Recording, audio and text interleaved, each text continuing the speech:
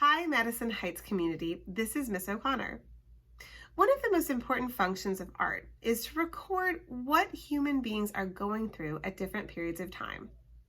I'm here to introduce a project that the whole community of Madison Heights is welcome to participate in. In the past few weeks, our lives have had to really change.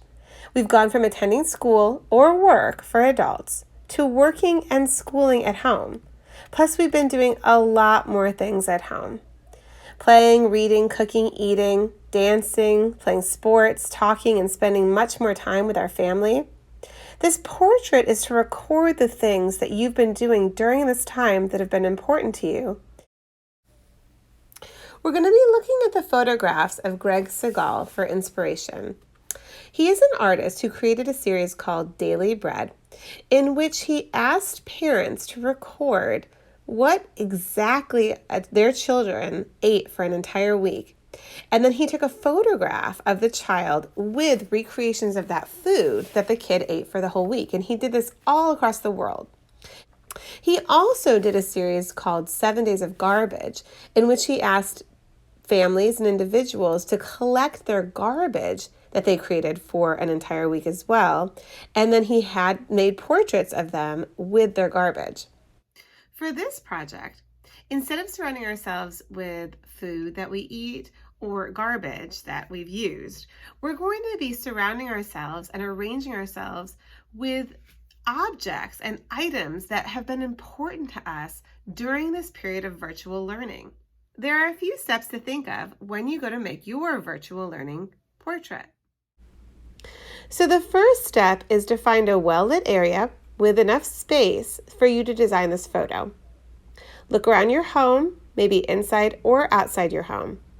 You also can change the background. Normally the flooring will be the background, but if you have a sheet with patterns on it or something else that you want to put down on the ground to be your background, do that. And once you find that area, you may need to move things around a little bit, but make sure you ask for permission to do so. The next step is to gather the items that you're going to be using in your virtual learning portrait. This portrait is about you and what things have been important to you and what you've needed to use or wanted to use since you've been home. So when you gather them, I would recommend to gather 15 objects or more and think about things like, what kind of games have you been playing? What kind of books have you been reading?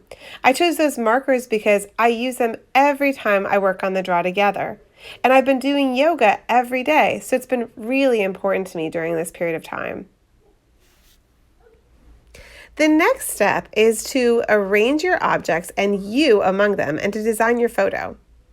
You might ask for help for this if you want help, or you might just figure out how you're going to be placed and how you want to place the objects around you. Be creative with this. You can arrange them in any sort of shape or form you want, and it's like you're in a real-life collage. The next step is to have a photograph taken.